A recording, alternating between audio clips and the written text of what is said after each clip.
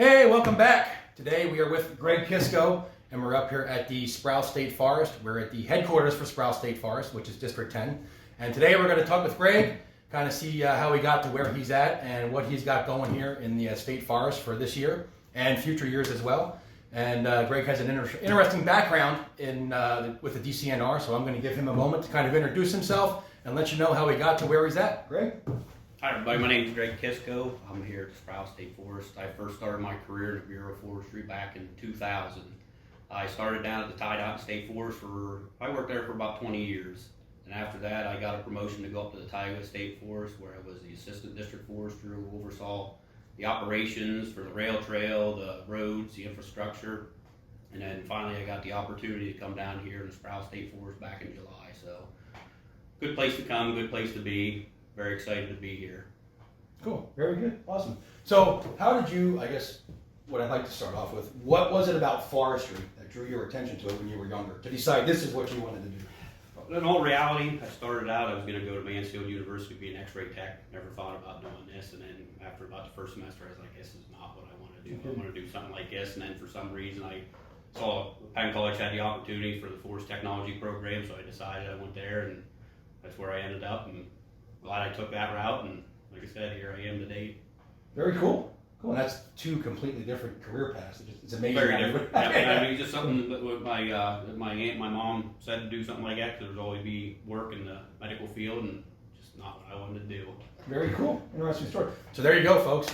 You may not realize you have an interest in forestry yet, but you may realize that after you start your first semester. So what is it?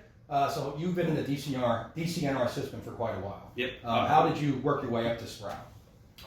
It was just opportunities that came about was a big thing. Like I said, I started at our Lloyd Dock Center right now. I started there for 6 months. I did their inventory is what they did, and then I had the opportunity to go to the TIDOT as a forest technician, and that was back when they were doing the helicopter logging operation at Rickett Glen. I don't know if you remember that, was a big blowdown and stuff like that to salvage that wood.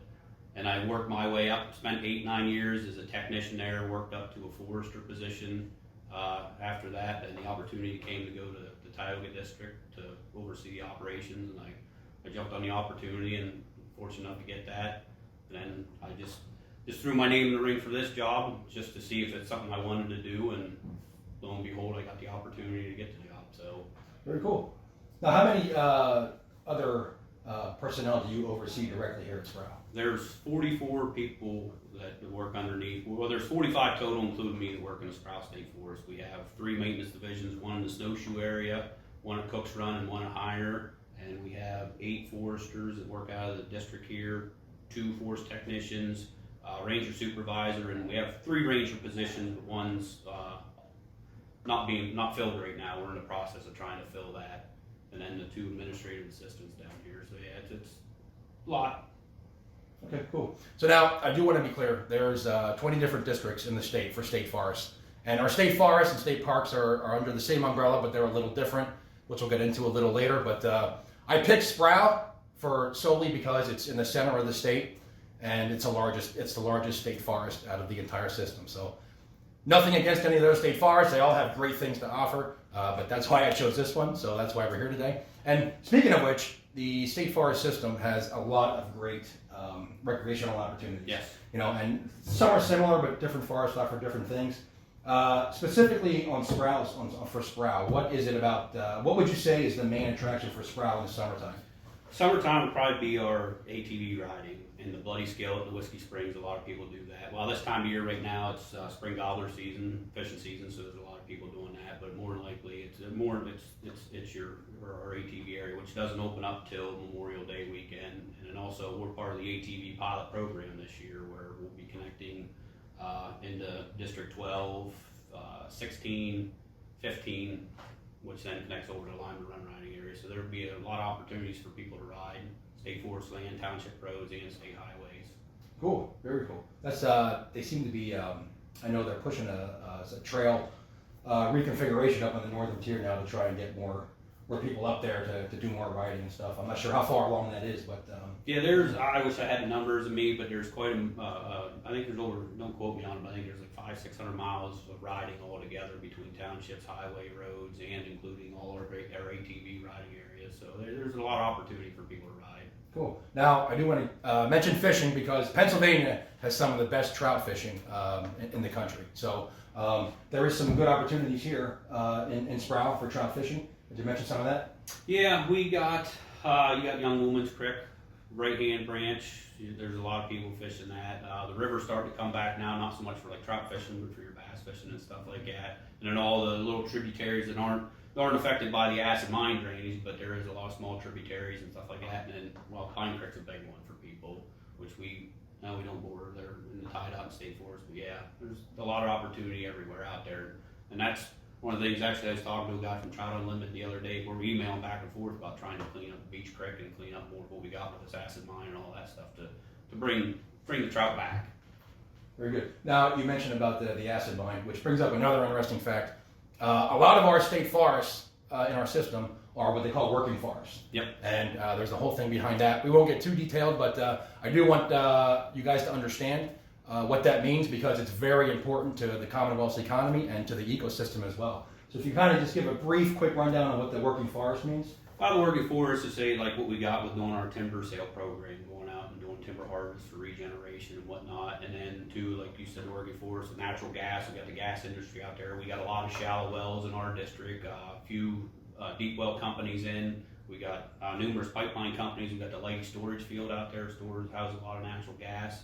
And then with the mine reclamation, we just actually finished one up in the Whiskey Springs riding area, and they're going to be doing another one here, maybe this year, maybe next year, depending. And then, like I said, there's money available through the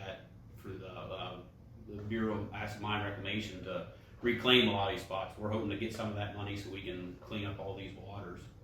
Very cool. Oh, yeah, I remember reading some of that. That's a work in progress right now, and I hope it comes to fruition, because our waterways are extremely important, not just to the forest, but to the well-being of the entire Commonwealth. Oh yeah, and I mean, you clean up a lot of this stuff, and then, like they said, you build it, they will come. So hopefully we can clean it up, and they will come. That way we can, because there's a lot of nice, neat streams out there and stuff. It's just they're degraded and have all the acid in it and all the mine drain and stuff, and it's not good. So once we clean that stuff up, hopefully bring more people, more fishing, more opportunities. Cool. Very good. Now, obviously, with every state park, state forest, camping is a huge thing. Yes. Especially in the summertime. Is there any specific spots or things with the camping in Sproul that you'd like to mention? Actually, they just started that new reservation system. I don't know if you're aware of that. No. It's not free camping anymore. You have to actually, you don't come to the district office to get your permit. You get online. It's called Reserve America. You pick the Sproul State Forest. We have 50 sites available right now, and then we'll be in the process of looking to add new ones here and there. We just want to see how it goes with what we got now. Yeah, it's like a $6.50 processing fee, and it's $10 a night to camp. Okay. So yeah, it's something new, something different. Some are happy, some aren't, but Well, yeah, you're never going to please everyone. no, but yeah. Cool. And that brings up a good point. The camping. Now, I do remember, and I want to make sure this is still the case, when you're hiking on the trails and you only camped one night, that was still free, correct? Yes, Along the trail system. backcountry camping is free. And the way they do it, some districts do it, like when I was in Tioga, if you were backcountry camping during fire season, we had you get a permit just for the simple reason we knew where somebody was at out in the forest. So if something would happen, at least we knew where it was at. But yeah, Sure. Backcountry camping is free just as long as you camp that one night and carry on and move on. Okay, cool. And I also do want to mention, from a safety standpoint, if you do some hiking, take the 5 minutes to stop in at the office, whether it's a state forest or state park. Just let them know you're there. Most places will have a registry you got to sign, but again, just let them know you're there. Stop in, say hi, shake some hands, introduce yourself, and that way they know you're there. So if they see your car in a parking lot where you told them it was past sunset, they know there's probably an issue. So let them know where you're going to be, the proximity, how many days and such. So just a safety standpoint, something I'm kind of... Well, and it's a nice thing too, just for the simple fact that if something would happen, at least we know you're out there, and if we would see a vehicle parked in a location for multiple days, then we know, okay, something's going on, that we know that you're out there, and we can address the situation if something would come. Okay, cool, very good. So remember that, and also there's plenty of other things here.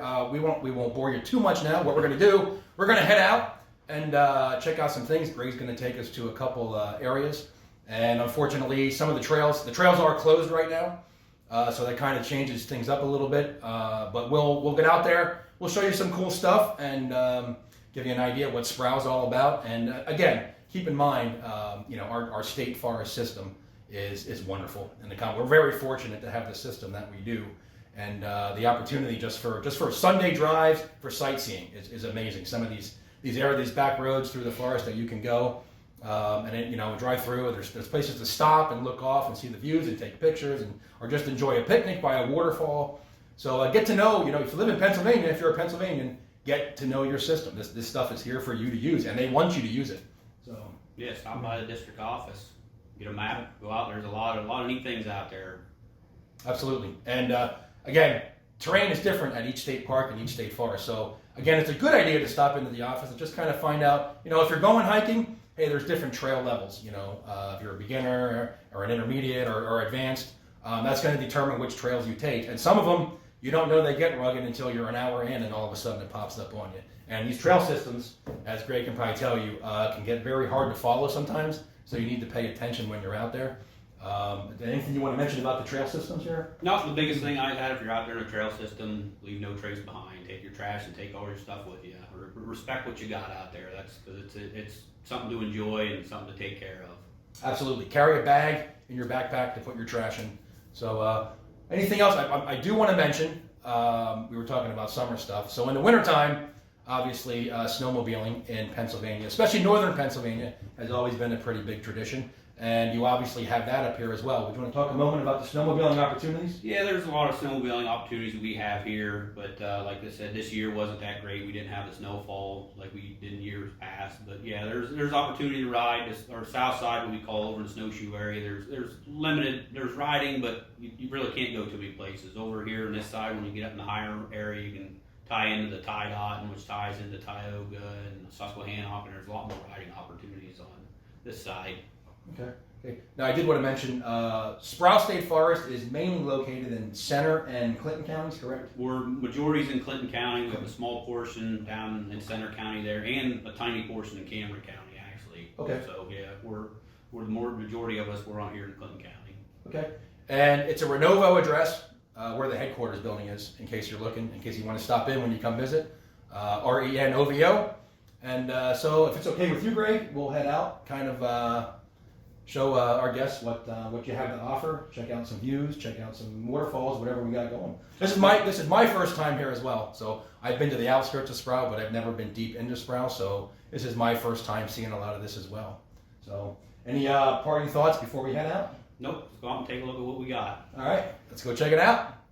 Hey, we're here at the main parking area for the Whiskey Springs ATV Trail, which is behind us here. You can see the entrance.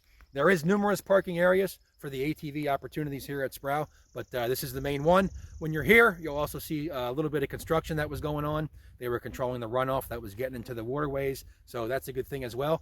Now, the ATV trails are limited access throughout the year, and they're only open certain dates. So, Greg, what day is this trail exactly open? The ATV trail system opened May 26th, and they closed September 24th. And we have, which is at Whiskey Springs, there's roughly 50 miles of trail riding here. We have the Bloody Skillet, which has roughly 40 miles of trail riding.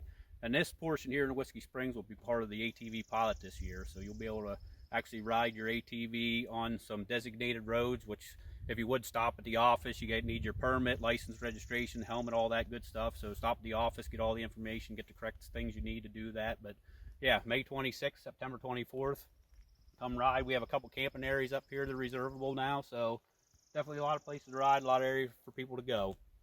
Cool. There you go. ATV enthusiasts, there you go. Come up to Sproul and have some fun. Hey, behind us is the Tamarack Fire Tower. Now, this fire tower is closed to the public, but what this is, during wildfire season, typically from the end of March through about June, on a high, if the danger is high, they will have somebody up in the tower during the day keeping a watch out.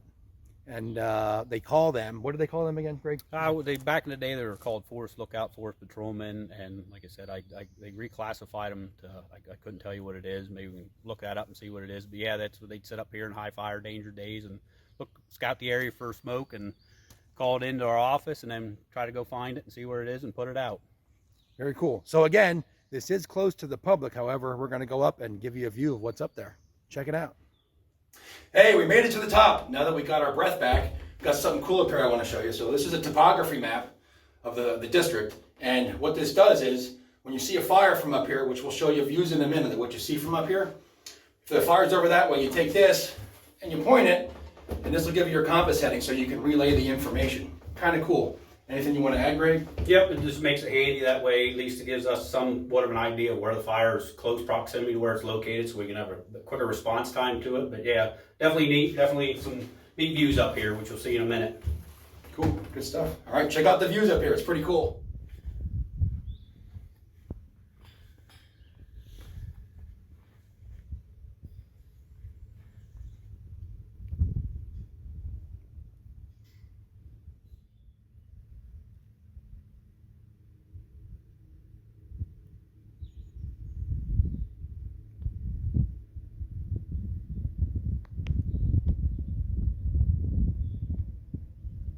Okay, another quick interesting thing here about Sproul is this is where the first purchase by the Commonwealth was made, what eventually became the state forest system. This marker here explains it all, and it's located by the right-hand branch of Young Woman's Creek, which is popular for fishing. Greg, anything you want to add? Yeah, it was purchased for $40.74, and it was 312 acres, so you can't beat it that price back in the day. No. Nowadays, you can't buy anything like that. There you go, and that is how it all started, right here.